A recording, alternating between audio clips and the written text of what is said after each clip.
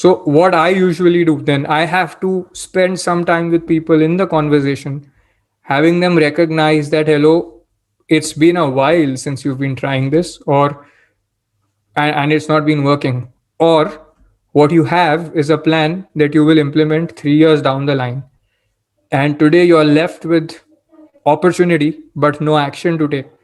So I gave an example yesterday. Imagine that judiciary is preparing for judiciary in the 5th year or after you graduate. If you're preparing for judiciary at that time, it's like running a marathon. Okay. And you have to complete it in like 4 hours or 3 hours. Now, if you start preparing early, that's like giving yourself 5 days for the marathon. Now, somebody with minimum training also can actually run a marathon in 5 days.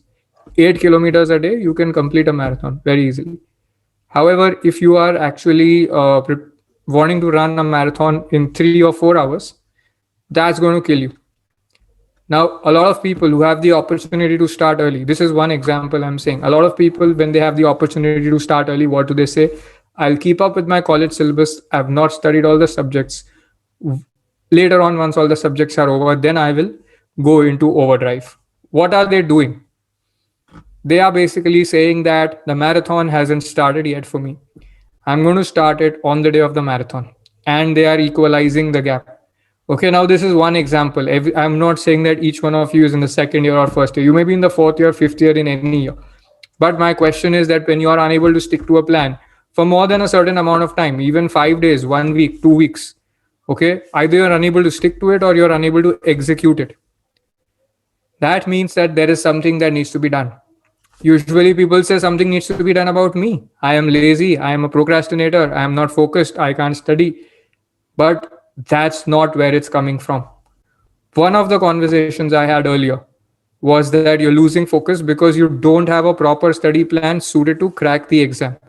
Okay. But then you will say, I am talking about the people who've got a plan.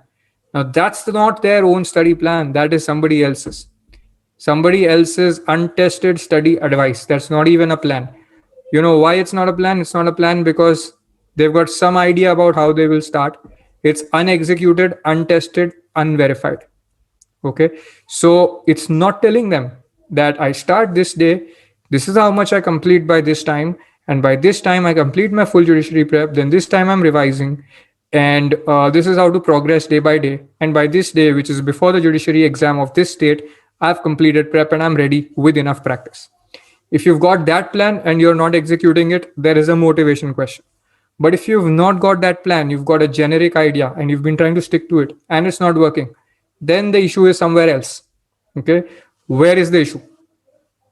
The issue is that you are operating by something you heard. How did you get here? You were operating by something you heard from somebody and you couldn't follow, and you try to stick to it. Okay, now why did you do that? Why does the judiciary aspirant do that? There is an advice going around. There are various people who give advice on how to prepare for judiciary. Some people have cracked the exam, and some people have trained others in cracking the exam, and a lot of others have passed on advice they received. Okay. Now, the thing is here that because your own advice, your own method is not giving you, you're not able to stick to it. You're not clear because you don't have your own plan, right? You don't have your own study plan. Now, whenever you want to crack the judiciary, your next best bet is listen to someone else's advice. If you're unable to stick to it, then what will happen? The advice gets reinforced and you start blaming it on yourself that maybe there is something that I don't know, I don't do properly. Maybe I can't stay focused. Like I'll give you an example. I pick up a UP land laws book and I can't follow anything. There are many family law textbooks that are there, which I open for judiciary prep. And then I'm like, I can't follow this at all. Okay. Because the whole process, or if they are covering, let's say, inheritance, they are not explaining how it works and they're not then proceeding to case laws. They're not testing me. They're not telling me how do I need to look at the subject. They're just diving right into the matter from the middle of somewhere and then citing a few cases and then building a 500-page book and selling it in the market, and I'll read it and I'll not follow. And my conclusion at the end of the day is that, oh my God, I'm not focused. But that's not the point. There is something else going on.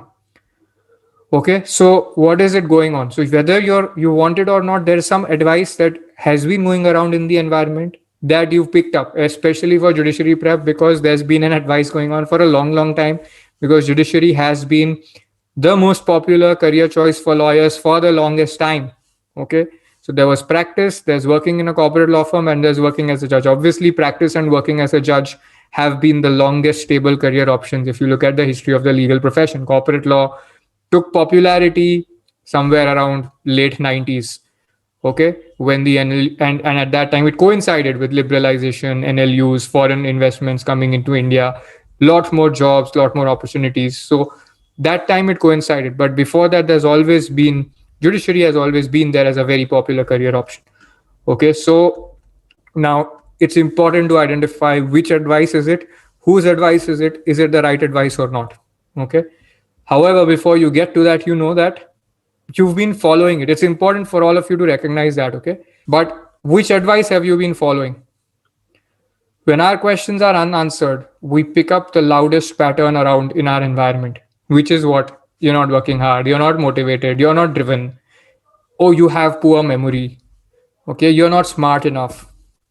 And we often believe that to be true because there is something else that we have experienced in our past, maybe childhood, that experience kind of reinforces itself and it appears to be true.